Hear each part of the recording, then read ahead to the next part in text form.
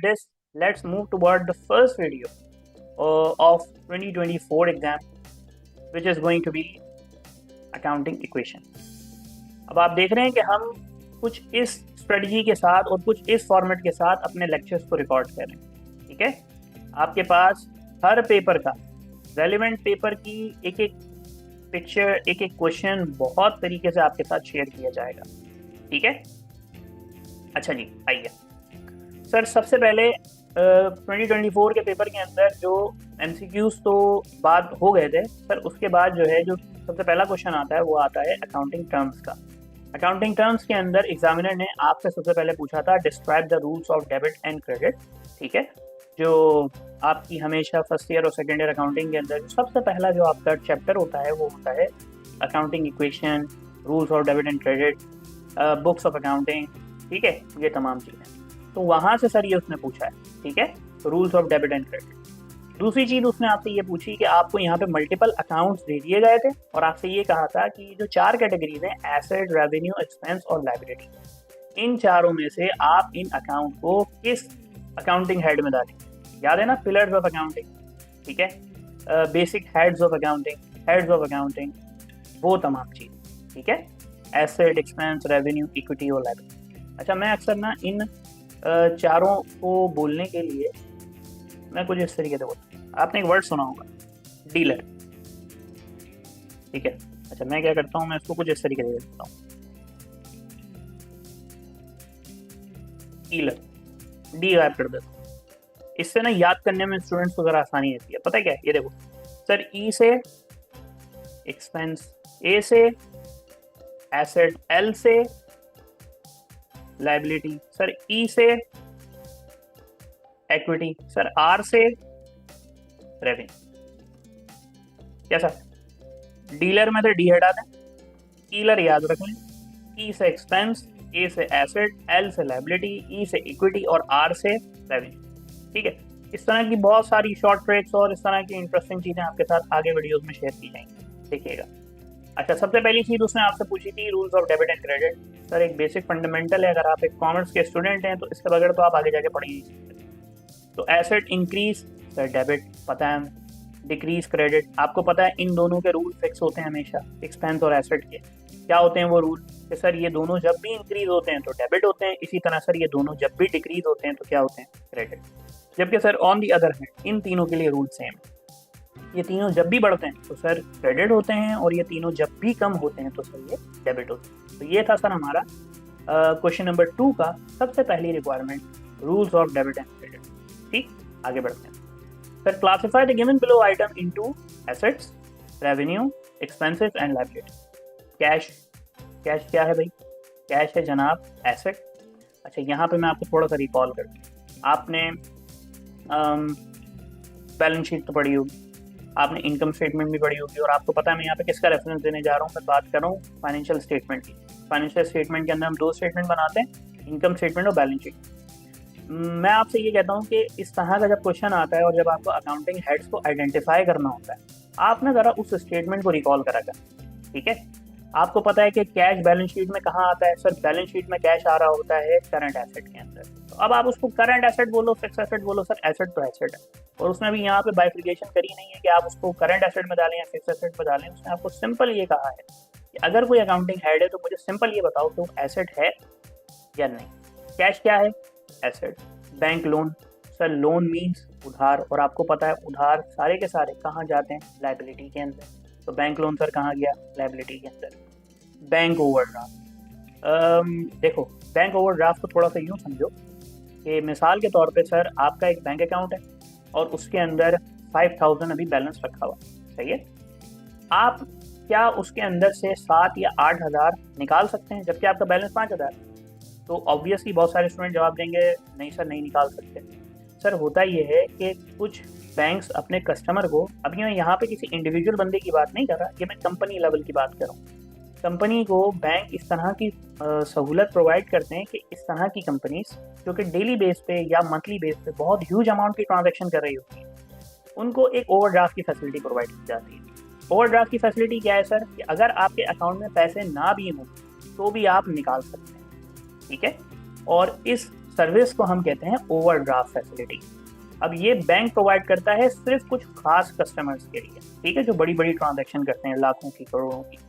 अब हालांकि उनके अकाउंट में पैसे नहीं होते, लेकिन इसके बावजूद वो जीरो बैलेंस होने के बाद भी, अगर मसलन ये कि अगर आपके अकाउंट में 5,000 थे और अगर आपने 10,000 का विड्रॉ कर लिया, तो आपका अकाउंट अब जीरो शो नहीं करेगा, आपका अकाउंट शो करेगा -5,000। अब ये -5,000 का मतलब क्या है? इस -5,000 का मतलब ये है कि अब आप जब भी बैंक में पैसे डालेंगे तो बैंक एक तो वो जो नेगेटिव बैलेंस है उसको खत्म करेगा और फिर जीरो करेगा, और फिर उसके बाद जो भी एक्सेस अमाउंट। इसकी सबसे अच्छी एग्जांपल है मोबाइल का बैलेंस, ठीक है। अगर आप कोई सेल फोन यूज़ करते हैं और आपने अगर उस सेल्यूलर सर्विसेज से अगर आपने लोन ले लिया, तो सर जब आप सबसे पहला अपने ईजी लोड करवाते हैं तो आप देखें वो सबसे पहले क्या करता है, वो आपका बैलेंस में से लोन की अमाउंट काट देता है। मतलब अगर आपने 30 रुपये का लोन लिया हुआ है, सर्विस चार्जेस मिला के 35 या 40 रुपये बनता है, और आपने अगला लोड करवाया है 100 रुपीज़ का, तो अब आपके पास जो बैलेंस आएगा वो 100 का नहीं आएगा, आपका बैलेंस आएगा 65 रुपीज़ का। क्यों? क्योंकि सर वो जो 40 रुपी लोन था पहले तो वो क्लियर होगा। अब ये 40 रुपी क्या था? आपने ये अपनी सेल्यूलर सर्विसेज से लोन लिया था, तो पहले तो आपने ये लोन क्लियर करा और फिर जो पॉजिटिव अमाउंट बची वो अब आपके बैलेंस के तौर पे है। तो बैंक का अकाउंट भी कुछ इस तरीके से काम करता है। अब ये जो नेगेटिव अमाउंट है ना सर, ये है लोन, उधार ही जो बैंक आपको दे रहा है। जब भी पैसे डालोगे बैंक पहले अपना उधार लेगा, उसके बाद आपके अकाउंट में पैसे डालेगा। सर बैंक ओवरड्राफ्ट का नेचर क्या है? लायबिलिटी, ठीक है। सर इस तरह की जो भी टेक्निकल टर्म्स है ना, हम उसको आगे जाके इसी तरह प्रैक्टिकल एग्जांपल के साथ और बहुत आसान तरीकों से समझेंगे, ठीक है। आगे बढ़ते हैं। सर बैंक, आपको पता है कि बैलेंस शीट के अंदर करंट एसेट में 2 आइटम होते हैं, cash in hand, cash at bank. Cash in hand को हम कैश बोलते हैं, वो भी एसेट है। कैश एट बैंक को हम बैंक बोलते हैं, सर वो भी एसेट है। कमीशन इनकम, सर हर वो चीज़ जिसके आगे इनकम और रेवेन्यू लग जाए, तो दूसरा सवाल आपने नहीं करना, आपने सिंपली उसको कहाँ डालना है? रेवेन्यू के अंदर। Prepaid shop rent, sir prepaid shop rent का मतलब क्या है? सर प्रीपेड, प्री का मतलब पहले और पेड का मतलब अदा कर दिए। सर पहले अदा कर दिए, क्या अदा कर दिए? सर आपने पैसे अदा कर दिए। मतलब सर आपने एक पर्टिकुलर सर्विस ली नहीं, लेकिन आपने उसके पैसे पहले से ही दे दिए। इसकी एग्जांपल क्या हो सकती है? इसकी एग्जांपल हो सकती है आपका ऑनलाइन ऑर्डर। अभी आपने देखा होगा बड़ी मार्केटिंग चल रही है टेमू की ना, टेमू है, टीमू है, पता नहीं क्या है। अब वहाँ पे अगर आप ऑनलाइन किसी प्रोडक्ट को ऑर्डर करते हैं तो सबसे पहले आपको क्या करना होगा? आपने ऑनलाइन अपने डेबिट या क्रेडिट कार्ड से उसकी पेमेंट करनी होगी। अब मुझे एक बात का हकीमान से जवाब दें, आपने पेमेंट तो कर दी उस प्रोडक्ट की, क्या वो प्रोडक्ट आपको मिल गया? नहीं, वो आएगा 2 या 3 दिन के बाद। आपके पास एक मैसेज आएगा, आपका ऑर्डर सर प्लेस हो गया, और विद इन 2 और 3 जो है वीकली डेज या वर्किंग डेज के अंदर आपका प्रोडक्ट आपको डिलीवर हो जाएगा। आपने पैसे दे दिए, सर्विस मिली नहीं है आपको। इसका मतलब ये जो पैसे हैं ये आपने वक्त से पहले पे कर दिए हैं, इसलिए हम इसको क्या बोलते हैं? प्रीपेड। और प्रीपेड का नेचर सर क्या होता है? एसेट। यहाँ क्या बोला जा रहा है? Prepaid shop rent. आपने एक रेंट पे जो है एक शॉप ली, अब उसका महीना स्टार्ट हुआ नहीं, आपने जाके अभी वहाँ पे उस दुकान पे काम करना शुरू नहीं करा, लेकिन आपने उसका रेंट पहले से दिया, तो ये क्या है सर? ये है आपका प्रीपेड शॉप रेंट, और ये कहाँ जाता है? एसेट के अंदर। Unearned interest, sir prepaid shop rent का बिल्कुल अपोजिट, सॉरी प्रीपेड का बिल्कुल अपोजिट, वो होता है अनअर्न। प्रीपेड में आप कस्टमर थे और आपने सेलर को, यानी कि जो बंदा आपको सर्विसेज या प्रोडक्ट बेच रहा था, आपने उसको वक्त से पहले पैसे दे दिए। अब टेबल हो गई है टर्न, अब आप टेबल के उस तरफ चले जाओ, यानी कि अब आप सेलर हैं, सामने वाला बायर। अब अगर आप कोई प्रोडक्ट बेच रहे हैं और आपने अपने कस्टमर से वक्त से पहले पैसे ले लिए और उसको सर्विस प्रोवाइड नहीं करी, यानी कि अब आप बन जाएं टेम्पो और आपके कस्टमर ने पैसे पहले अदा कर दिए, सर क्या आपने सर्विस दे दी उसको? नहीं। क्या आपने प्रोडक्ट उसके घर पहुंचा दिया? नहीं, लेकिन पैसे पहले ले लिए मेरे भाई। इसको क्या हम बोलते हैं? अनअर्न्ड। अनअर्न्ड का मतलब ना कमाया, ऐसा ही है ना सर? अर्न का मतलब कमाना, अनअर्न्ड का मतलब नहीं कमाना, यानी कि ना कमाया हुआ पैसा। सर ये क्या है? आपका लायबिलिटी, ठीक है। पैसे लिए, पैसे ले लिए लेकिन सर्विस प्रोवाइड नहीं करी है, प्रोडक्ट डिलीवर नहीं करा है, तो कहाँ डालेंगे इसको? लायबिलिटी के अंदर। क्लियर है sir? Next item, equipment. Equipment क्या है सर? फिक्स एसेट के अंदर याद है, land, store equipment, machine equipment, machinery, ये सब कहाँ जाते थे? फिक्स एसेट के अंदर। तो सर ये भी क्या है? एसेट।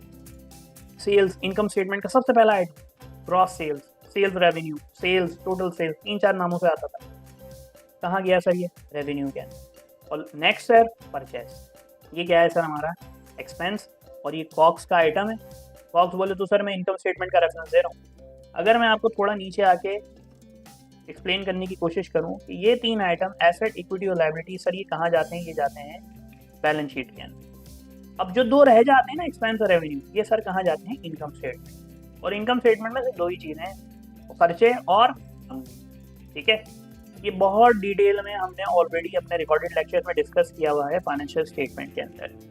तो उम्मीद करता हूँ आपको ये क्वेश्चन समझ में आया होगा और मिलते हैं आपसे इंशाल्लाह नेक्स्ट वीडियो में। टेक केयर, अल्लाह हाफिज़।